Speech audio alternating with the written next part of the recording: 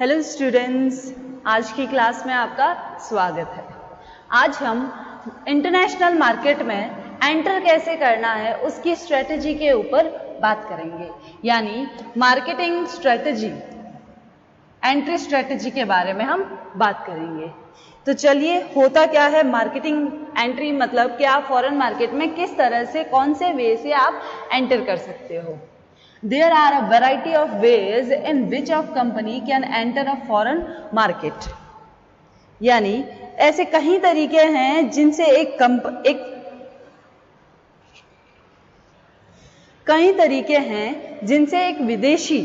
Company विदेशी बाजार में प्रवेश कर सकती है, यानी एक मार्केट में वो एंटर कर सकती है। फिर है no one market entry strategy works for all international markets, यानी कि कोई भी बाजार प्रवेश रणनीति यानी मार्केट एंट्री स्ट्रेटजी सभी इंटरनेशनल मार्केट्स के लिए काम नहीं करती है। एक के लिए जैसे डायरेक्ट एक्सपोर्टिंग करेगी, तो एक के लिए लाइसेंसिंग, यानी हर मार्केट के लिए बहुत सारी अलग अलग स्ट्रेटजी है। देखिए आगे, direct exporting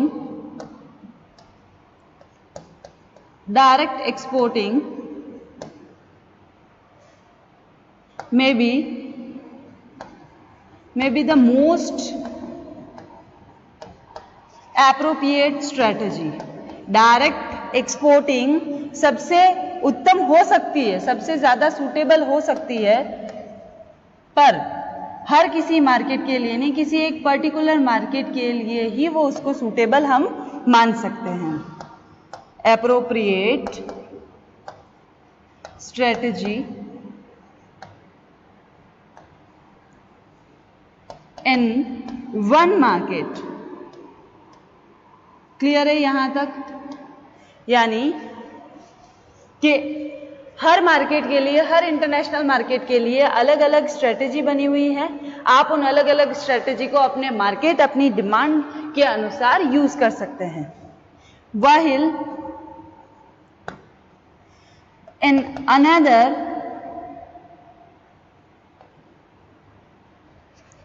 you may be need to set up a joint venture. joint venture का मतलब पता है आप लोगों को क्या होता है? joint venture, you may need to set up a joint venture. यानी जॉइंट वेंचर का मतलब होता है कि दो कंपनियां, अलग अलग देश की दो कंपनियां आपस में मिलकर एक ही प्रोडक्ट को बनाती है, उसको जॉइंट वेंचर कहते हैं। तो जैसे जॉइंट वेंचर भी एक इंटरनेशनल मार्केट में एंटर करने का बहुत बेहतर तरीका है। Direct exporting, licensing, contract management, इन सारी स्ट्रेटजी को हम आज डिस्कस कर रहे हैं यहां पर। क्लियर है यहां तक? आपको ये तो समझ आ ही गया होगा कि इंटरनेशनल मार्केट एंट्री स्ट्रेटजी, एक मार्केट में, इंटरनेशनल फॉरेन मार्केट में आप एंटर किस तरह से करते हो, ये ज्यादा इंपॉर्टेंट जो डिसीजन होता है वो इन मार्केट एंट्री स्ट्रेटजी में लिया जाता है। जैसा कि उपयुक्त बाजार प्रवेश व्यूह रचना के चयन पर फर्म की दीर्घकालीन वृद्धि तथा अंतर्राष्ट्रीय लाभदायकता काफी सीमा तक निर्भर करती है। कंपनी की प्रवेश व्यूह रचना इस प्रकार होनी चाहिए, यानी एंट्री स्ट्रेटजी इस प्रकार होनी चाहिए कि वह घरेलू बाजार के साथ विदेशी बाजार में अपने परिचालनों का बेहतर रूप से निष्पादन कर सके। यानी कि वो जिस तरह से डोमेस्टिक में परफॉर्म कर रहा था, उससे कहीं ज्यादा वो एफिशिएंटली फॉरेन मार्केट में परफॉर्म करे, अपनी परफॉर्मेंस को फॉरेन मार्केट में बेटर करें। क्लियर है यहां तक? तो अब हम देख लेते हैं कि ऐसी कौन कौन सी स्ट्रेटजी है जिनसे हम फॉरेन मार्केट में इजीली एंट्री कर सकते हैं। तो चलिए वो स्ट्रेटजी देख लेते हैं। चलिए सबसे पहले से स्टार्ट करते हैं। सबसे पहला है लाइसेंसिंग और फ्रेंचाइजिंग। Licensing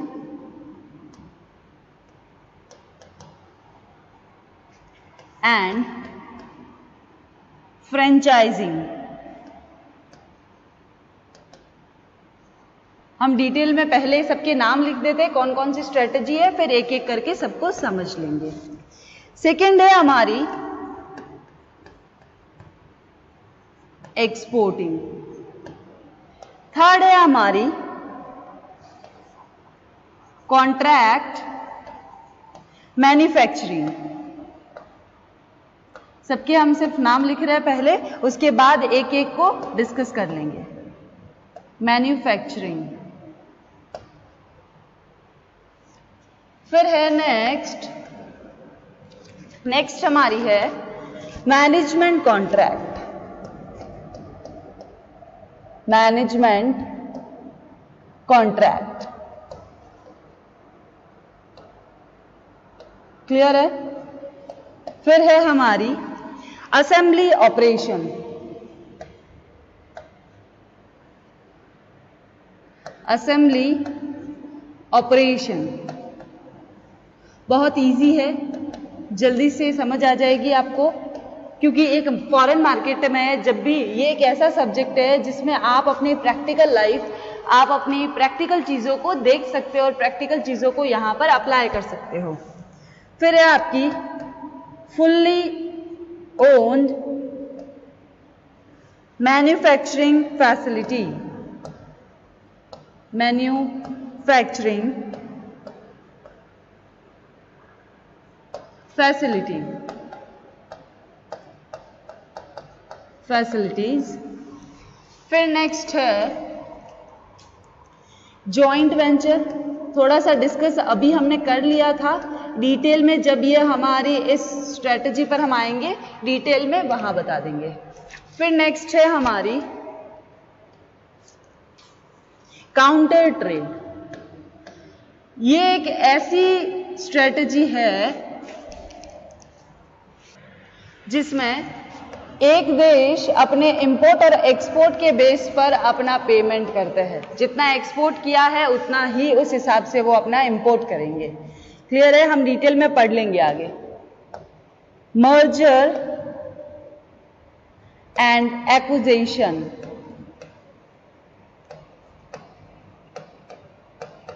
acquisition. फिर है हमारा स्ट्रेटेजिक अलायंसेस, स्ट्रेटेजिक अलायंसेस। फिर नेक्स्ट है थर्ड कंट्री लोकेशन। ये थी हमारी स्ट्रेटेजी के इन तरीकों से हम अपने मार्केट, फॉरेन मार्केट में एंटर कर सकते हैं। चलिए सबसे पहले एक बार वापस से देख लेते हैं। सबसे पहला है लाइसेंसिंग और फ्रेंचाइजिंग, यानी कि जिस तरह से आप अपना लाइसेंस प्रोवाइड करवा के आप आगे दे सकते हो। फिर है एक्सपोर्टिंग यानी निर्यात। फिर है हमारा कॉन्ट्रैक्ट मैन्युफैक्चरिंग यानी अनुबंधित निर्माण। उसके बाद है हमारा मैनेजमेंट कॉन्ट्रैक्ट यानी प्रबंध अनुबंध। फिर है हमारा असेंबली ऑपरेशन, जिसको हिंदी में भी असेंबली ऑपरेशन ही बोलते हैं, असेंबली ऑपरेशन। यहां तक समझ आ रहा है? फिर नेक्स्ट है हमारा फुल्ली ओन मैन्युफैक्चरिंग फैसिलिटी, इसको बोलते हैं पूर्ण स्वामित्व निर्माण सुविधाएं।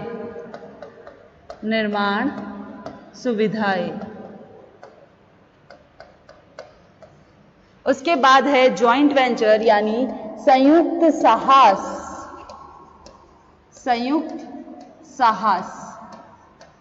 क्लियर है यहां तक? फिर है हमारा इसमें देख लेते हैं काउंटर ट्रेड को काउंटर ट्रेड ही बोलते हैं। फिर है मर्जर एंड एक्विजिशन यानी संविलयन और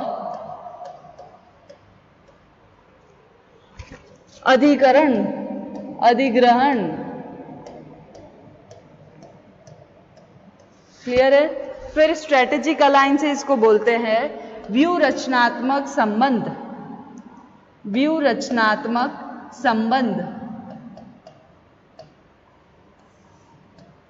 क्लियर है यहां तक? और लास्ट है हमारा थर्ड कंट्री लोकेशन, यानी तृतीय देश स्थितीकरण। तृतीय देश स्थितीकरण। आई होप सबको इंग्लिश हिंदी में नाम समझ आ गए होंगे कि किसको क्या बोलते हैं। तो चले अब हम एक एक स्ट्रेटेजी को देख लेते हैं। सबसे पहले हम देखते हैं लाइसेंसिंग एंड फ्रेंचाइजिंग को। तो स्टार्ट करते हैं लाइसेंसिंग और फ्रेंचाइजिंग से।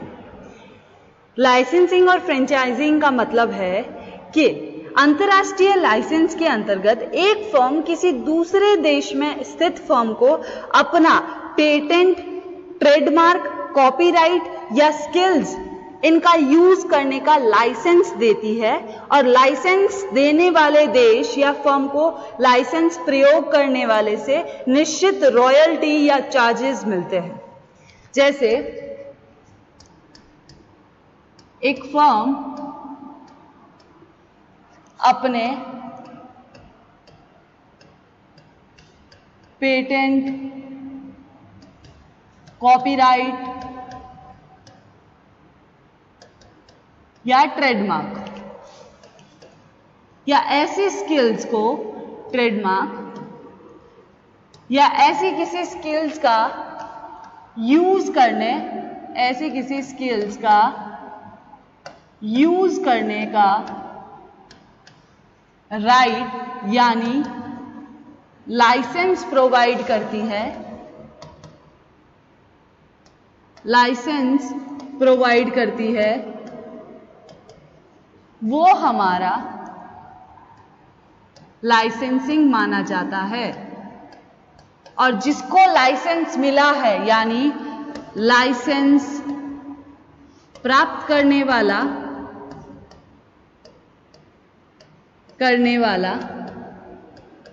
जिसका लाइसेंस है, यानी जो लाइसेंस का ओनर है,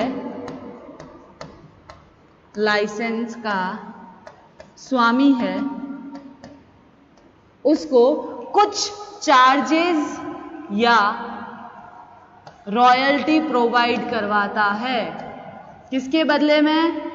अपने लाइसेंस का यूज कर देने के। जो भी लाइसेंस का स्वामी है वो किसी विदेश में किसी फर्म को या किसी पर्सन को अपने नाम का अगर लाइसेंस यूज करने देती है, तो जिस बंदे को, जिस पर्सन को, जिस कंपनी को उसने लाइसेंस दिया है, यानी लाइसेंस प्राप्त करने वाला, वो उसको रॉयल्टी या चार्जेस प्रोवाइड करवाएगा। यहां तक समझ आ गया? कुछ देशों में इस रॉयल्टी या फीस का सरकार द्वारा नियमन किया जाता है। जैसे हमारी एक एग्जाम्पल लेते हैं, जैसे जो भी डेवलपिंग कंट्री है, यानी जो भी विकासशील, एक सेकेंड,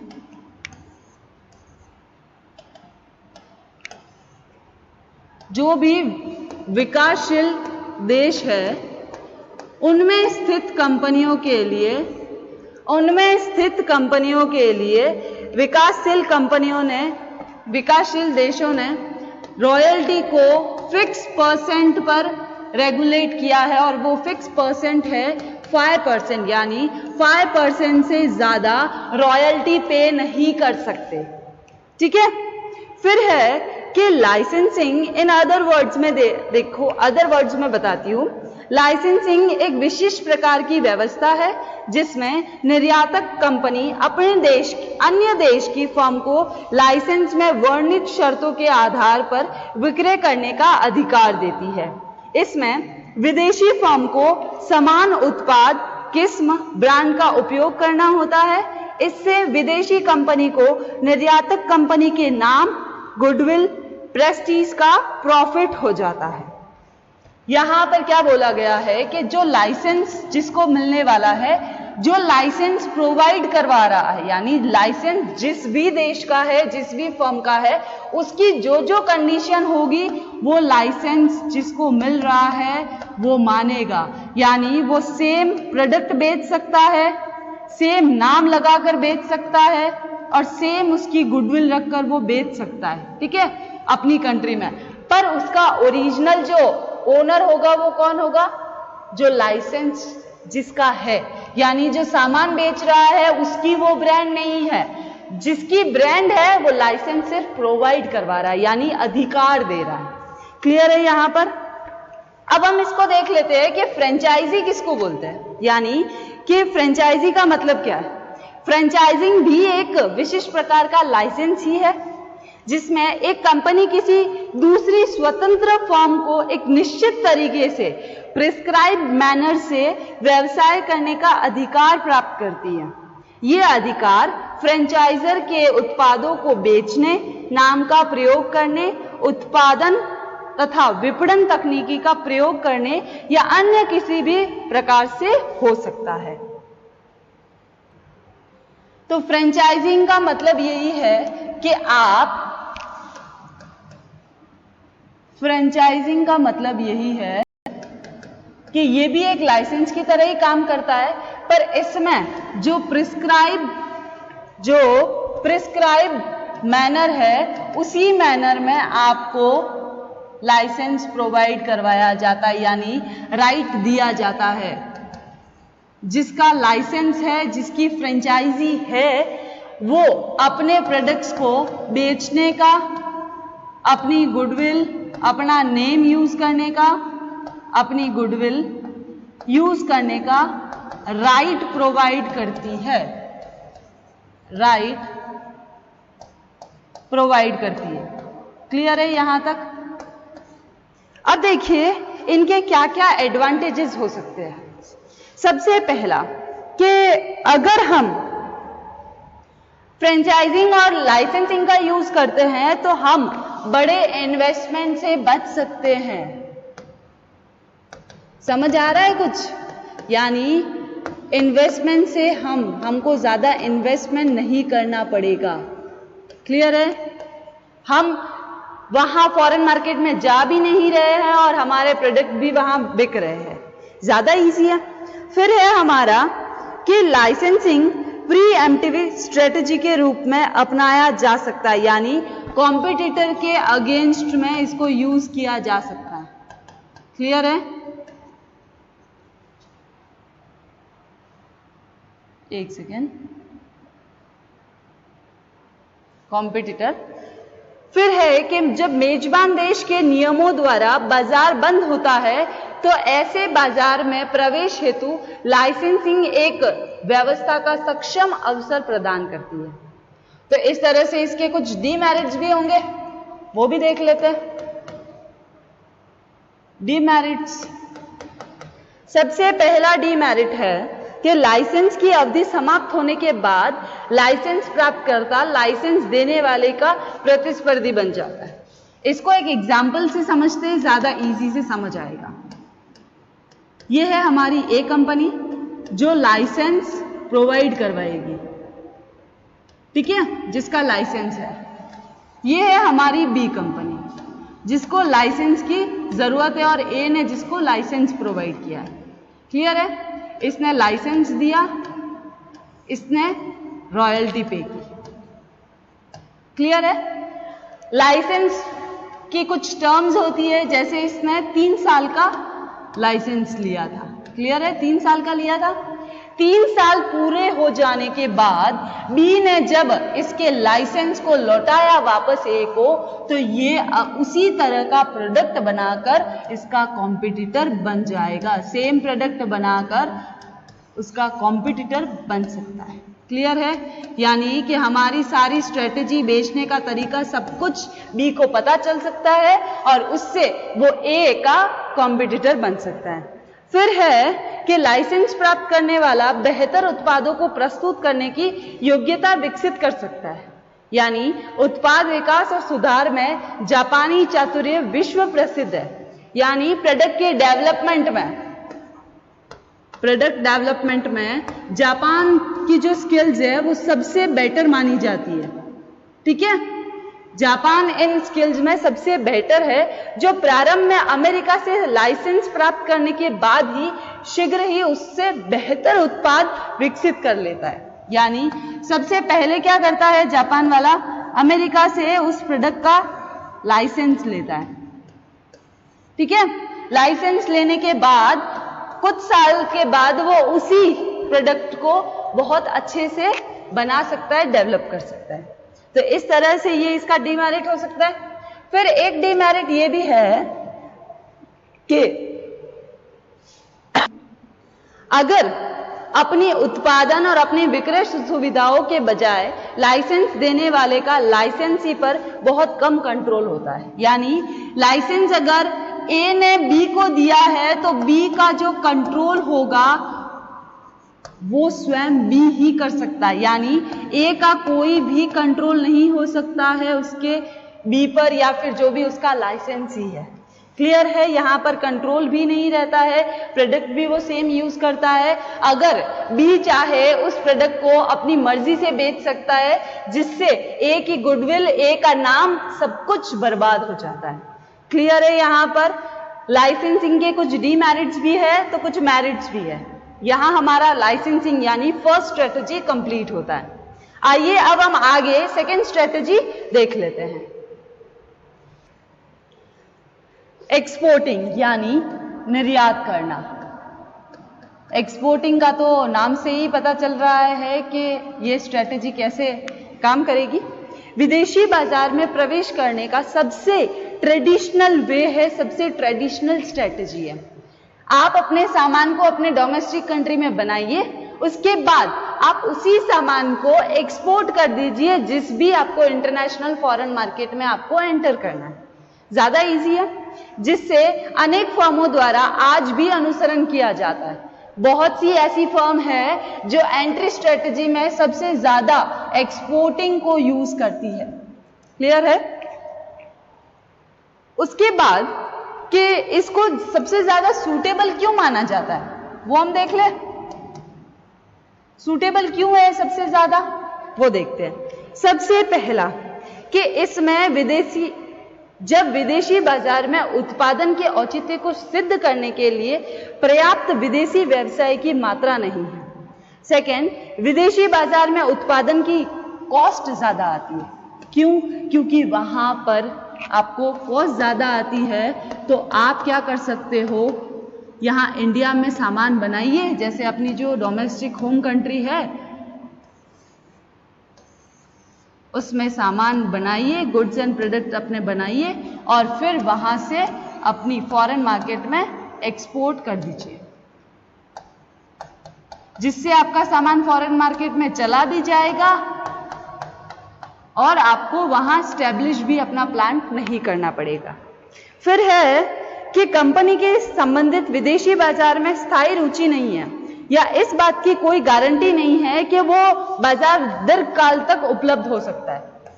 अगर मान लो कि हम फॉरेन मार्केट में जाकर अपना प्लांट स्टैब्लिश भी करें, क्या गारंटी कि जहां पर हमने अपना प्लांट स्टेबल किया है वो मार्केट लॉन्ग टर्म तक चलेगा? ऐसी कोई गारंटी तो है नहीं। इसलिए हम इस पॉइंट को यानी प्लांट को वहां सेटल करने का, प्लांट को स्टैब्लिश करने का जो व्यू है उसको दरकिनार करते हुए हम अपने प्रोडक्ट को एक्सपोर्टिंग के थ्रू इंटरनेशनल मार्केट में एंटर करवा सकते हैं। फिर है संबंधित विदेशी सरकारों द्वारा विदेशी विनियोगों का समर्थन नहीं किया जाता है। फिर है कि लाइसेंसिंग या अनुबंधित निर्माण एक बेहतर विकल्प नहीं है।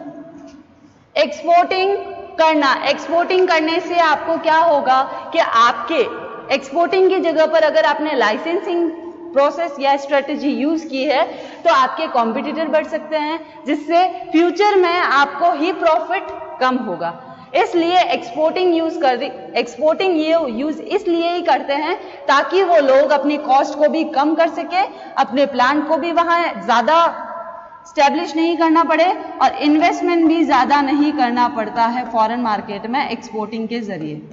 क्लियर है यहां तक? चले आगे नेक्स्ट।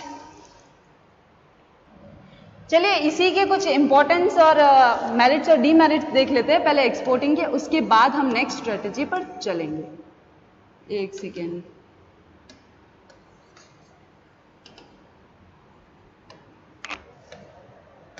मेरिट्स, कुछ मेरिट्स पर बात कर लेते हैं, कुछ डीमेरिट्स पर बात कर लेंगे।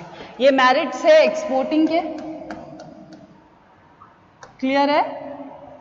ठीक है, चलिए एक्सपोर्टिंग के मेरिट्स के ऊपर बात करते हैं। सबसे पहले लो रिस्क होती है जी, क्योंकि हमको वहां अपना प्लांट और इन्वेस्टमेंट नहीं करना होता है। फिर है कि अगर विक्रय और साख से संबंधित सभी जोखिमों को मध्यस्थ स्वयं वहन करता है, यानी एक्सपोर्टर फ्री हो जाता है, सारी एक्सपोर्टर फ्री फ्रॉम क्रेडिट। ठीक है, फिर है credit and sales. Foreign market में हमने रिटेलर या होलसेलर जिसको भी देना है हमने दे दिया, उसके बाद सेल कितना हो रहा है, क्रेडिट पर बेच रहा है, उससे एक्सपोर्टर को कोई भी लेना देना नहीं। फिर है हमारा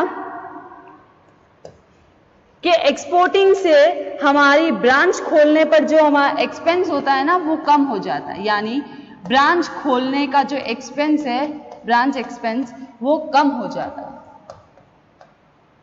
फिर है हमारा कि इससे जो भी मीडिएटर होता है यानी मिडलमैन जो होते हैं उनको बेटर अपॉर्चुनिटी मिलती है, मिडलमैन अपॉर्चुनिटी मिलती है। क्लियर है? ये थे, और फ्रीली वो वर्क कर सकता है, जो भी मीडिएटर है वो फ्रीली वर्क कर सकता है, यानी फ्री एनवायरनमेंट मिलता है उसको। ये थे हमारे मेरिट्स। अब देख लेते हैं इसके डीमेरिट्स।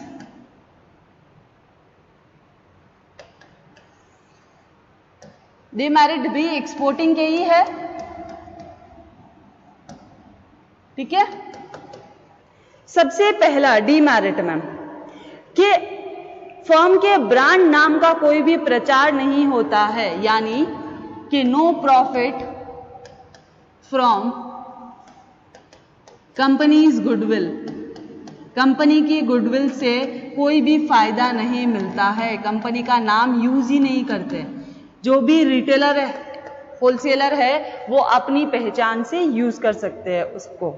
फिर है कि यदि उत्पाद अधिक विशिष्ट है तो ये जो तरीका है वो एक्सपोर्टिंग का सुटेबल नहीं है, यानी specific, not suitable for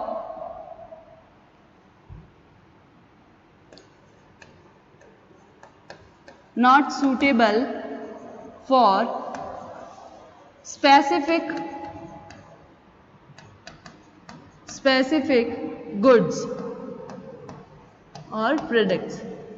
clear है? फिर है हमारा कि सभी विदेशी बाजारों में मीडिएटर होना जरूरी तो नहीं है, यानी कि अगर मीडिएटर नहीं हुए तो एक एक्सपोर्टर को जो दिक्कत आती है मीडिएटर का जो सामान बेचने में, प्रॉब्लम इन सेलिंग,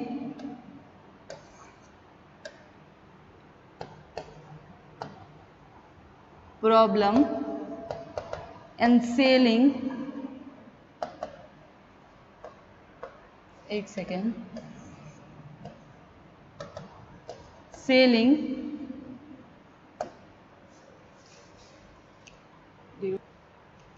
नेक्स्ट है हमारा प्रॉब्लम इन सेलिंग, यानी एब्सेंस ऑफ मिडलमैन। अगर मिडलमैन फॉरेन मार्केट में नहीं है तो एक्सपोर्टर को अपने प्रोडक्ट को सेल करने में भी दिक्कत आ सकती है, तो ये भी एक डीमेरिट है। ये सारे थे हमारे डीमेरिट्स, ये हमारे कुछ मेरिट्स थे। आज हमने दो स्ट्रेटेजी के बारे में डिस्कस किया है, लाइसेंसिंग और फ्रेंचाइजिंग। सेकेंड है हमारा एक्सपोर्टिंग। ठीक है, इसके आगे का कंटिन्यू हम नेक्स्ट क्लास में करेंगे।